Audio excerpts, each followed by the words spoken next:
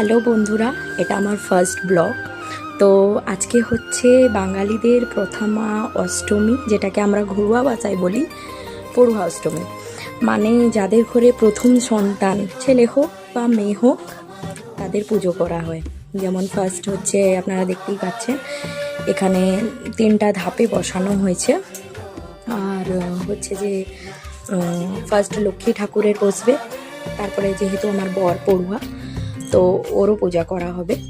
তো এখানে আমার বসেছে, লক্ষ্মী ঠাকুরের পরে আমার বসেছে, তারপরে আমার বরের বসেছে। আর এখানে সেই জন্য সব সরঞ্জাম করা হয়েছে। আর নতুন জামা কাপড় যে যেমন দিতে পারে, তো এখানে হচ্ছে আমার বরের একটা জামা নতুন এনে দিয়েছে আমার বাবার বাড়ি থেকে। এই হচ্ছে আমার মা, যে আমার পুজো করছে, আমার জন্মদাত্রী, আমার মাতাশ্রী। আর আমার বরের জন্য একটা গিফট, আমার জন্য একটা গিফট। সবাই সবার ঘরে দেওয়া হয়। তো